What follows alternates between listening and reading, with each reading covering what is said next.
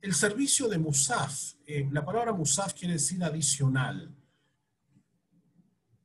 En la época de las ofrendas, los días de fiesta, así como Shabbat, había una ofrenda extra. Por lo tanto, cuando se establecieron las plegarias, a los tres rezos cotidianos, Arbit en la noche, Shaharit en la mañana, Minja en la tarde, se le agregó un cuarto rezo en Shabbat y en fiestas que se llama Musaf.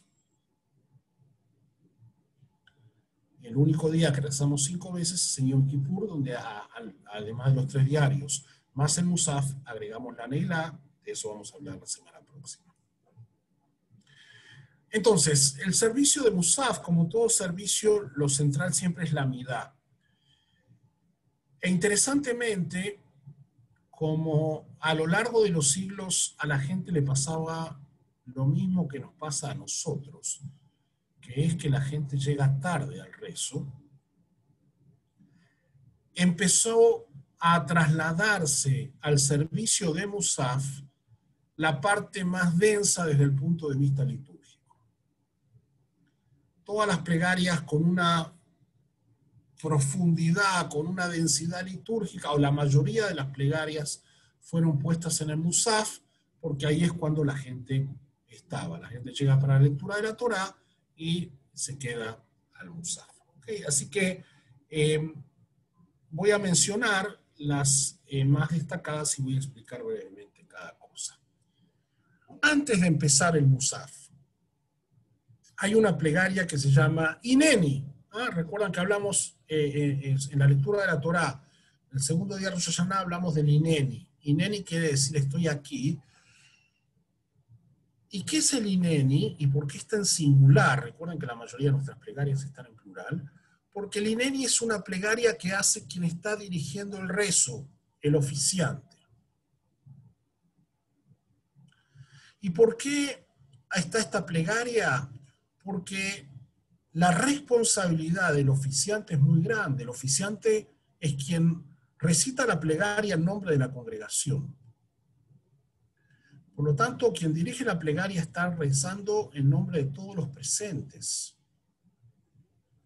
De allí que tiene que hacerlo bien, y de allí que tiene que hacerlo con la intencionalidad, con la kavaná correcta, y de allí que es una responsabilidad muy grande. Por eso el Ineni es una plegaria, una invocación muy bella, donde quien dirige la plegaria, o quienes dirigen la plegaria, le hablan a Dios precisamente para que acepte la plegaria como si surgiese de un corazón sensible, y como si quien dirigiese el rezo fuera una persona noble y sin defectos, para que no le echen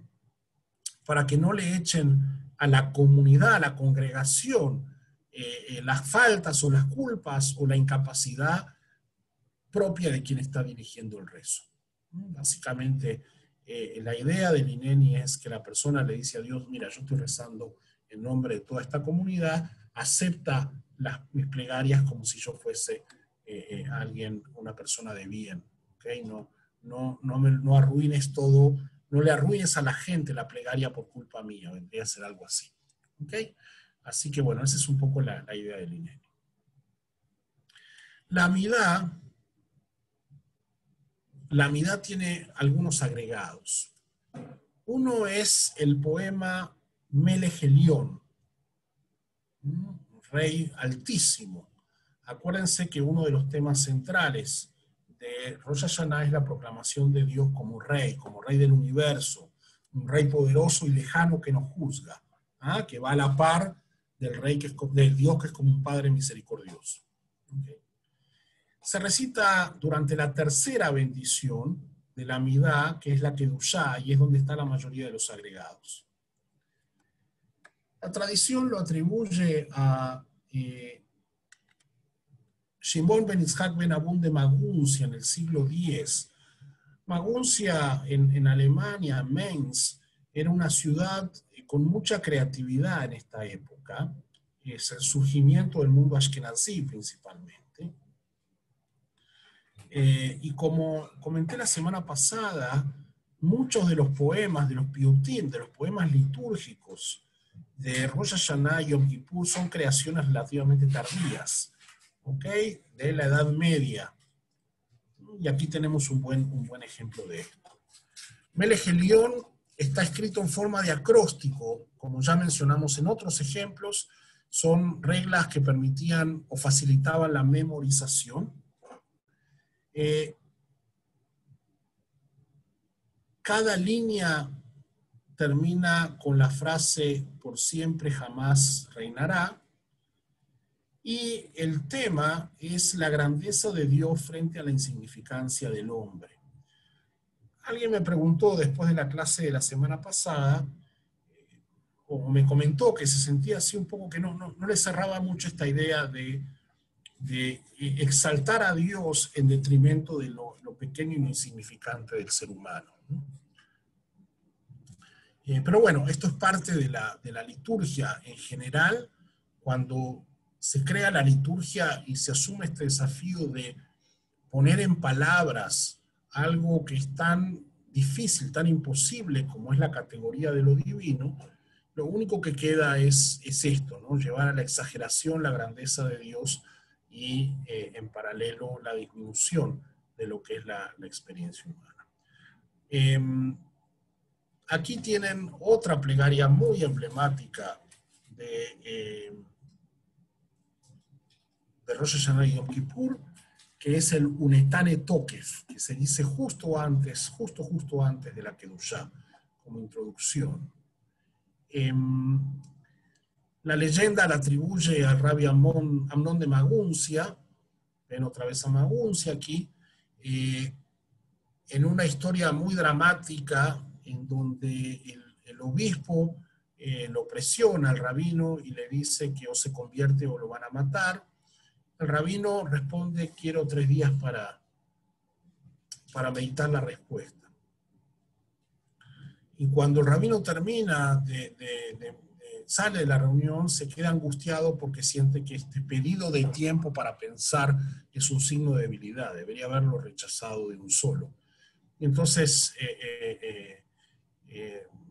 recibe toda clase de flagelaciones y finalmente el día de Rosh Hashanah, en el Musaf, aparece en la sinagoga, recita esta plegaria y muere, y de acuerdo a la leyenda se le aparece en sueños a un discípulo unos días después, que es el que toma nota de la plegaria y por eso llega hasta nosotros.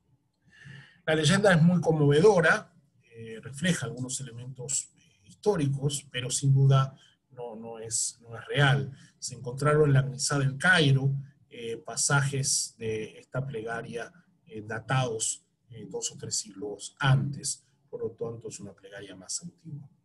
¿Cuál es el tema central? En Rosh Hashanah se inscribe nuestro destino y en Yom Kippur queda sellado. De Rosh Hashanah y Katehebu, Yom Kippur y Katehebu, que es el leitmotiv de lo que es nuestra liturgia, ¿no? Somos juzgados en Rosh Hashanah y 10 días después sale nuestro veredicto, y aquí se define quién vivirá y quién morirá. ¿Recuerdan los que estuvieron en la clase de las 10 cosas que quizás no sabían de Rosh Hashanah? Yo hablé de la canción ¿Quién por el fuego? Who by Fire, de Leonard Cohen, que está basada en esta plegaria. ¿Okay? Pero en el momento culminante de la plegaria, después de repetir varias veces esta idea de que en Rosh Hashanah se inscribe nuestro destino y Yom Kippur queda sellado, y las distintas formas de cómo puede morir cada uno, aparece el punto de inflexión de la plegaria que dice: la teshuvá, la tefilá y la tzedaká atenúan la severidad del veredicto. Es decir, podemos modificar el veredicto.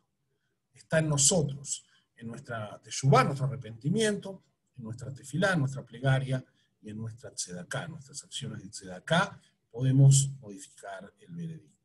Y tiene un par de versiones de música diferentes, pero todas son sumamente conmovedoras. Como digo, es uno de los puntos máximos en la experiencia litúrgica. Y finalmente, dentro de la Amidá de Musaf, aparecen 3 bendiciones que son únicas en el año. Recuerden que una bendición es una fórmula que contiene la frase Baruch atah Adonai, bendito eres tú, Adonai.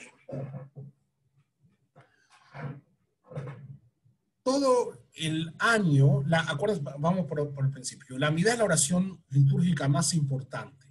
Cuando decimos que hay 3 rezos por día, estamos diciendo que se reza la Amidá 3 veces por día, o 4 en el caso de Rosh Hashanah. La Amidá fue lo que reemplazó a las ofrendas. En lugar de ofrendas animales o vegetales, ahora tenemos ofrendas de palabras.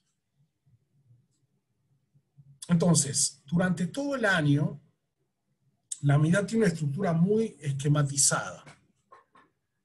Los días comunes tienen 19 bendiciones. Las 3 iniciales, que siempre son iguales, las 3 finales, que siempre son iguales, y hay 13 en el medio que son peticiones. Así que todos los días la Amidá tiene 19 bendiciones.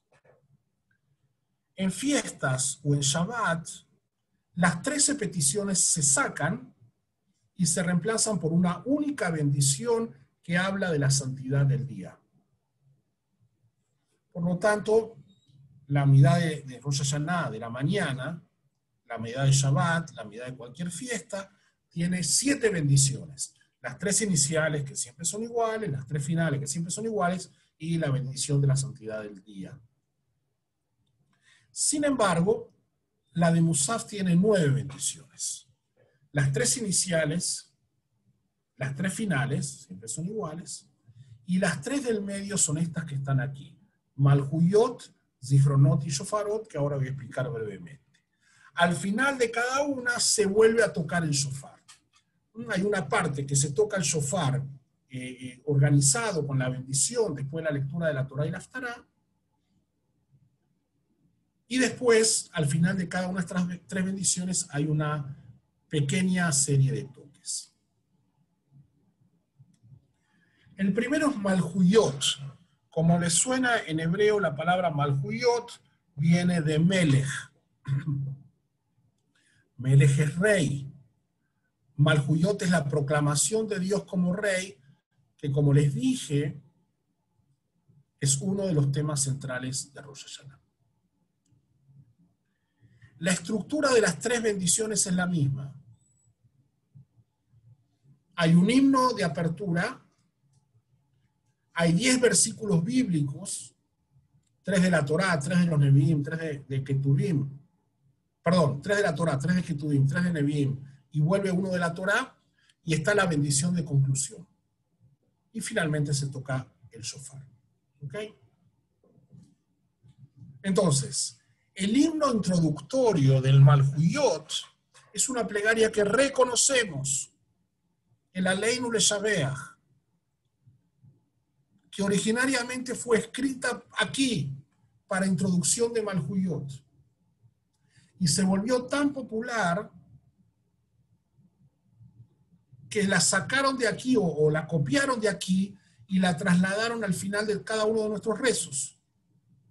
Todos los rezos diarios, todos los rezos de fiesta terminan con Aleinu Leshabeach. Ahora, este tiene una música especial, mucho más conmovedora, pero sepan que fue compuesta para este lugar, ¿ok? Y aquí fue que salió hacia el resto de los casos. Y el final, la bendición final dice, bendito eres tú Adonai, Baruch atah Adonai, ese es el Ba que hay ahí, Rey de la tierra que santificas a Israel y el día del recuerdo. Dios Rey de la tierra es el tema central de esta bendición. Y después hay un toque de shofar, la estructura mínima, tequía, shevarim, teruá y tequía. Zichronot viene de zicarón, de recuerdo. Recuerden que Rosh Hashanah es Yom HaZikaron. Dios recuerda las acciones de nuestros antepasados. Le hacemos recordar a Dios las actuaciones nobles de nuestros antepasados. Hay un himno introductorio, 10 versículos, la bendición que termina diciendo Baruch atah Adonai, que rememoras el pacto. No hay mayor forma de pedir misericordia a Dios que recordarle que nosotros somos los hijos del pacto. Que nos trate con delicadeza, con cariño, con misericordia, porque somos los hijos del pacto. ¿Okay? Y se toca el shofar. Y finalmente, shofarot, que es el plural de shofar, ¿sí? Nos trae un enunciado de las veces, de los momentos en que el shofar sonó. Primero hay un himno introductorio, después 10 versículos bíblicos que hablan de toques del shofar, y la bendición final, bendito eres tú Adonai, que escuchas la voz de la truá de su pueblo Israel con misericordia. ¿No? Queremos que Dios escuche la truá, que es uno de los toques, para atendernos con misericordia. ¿Okay?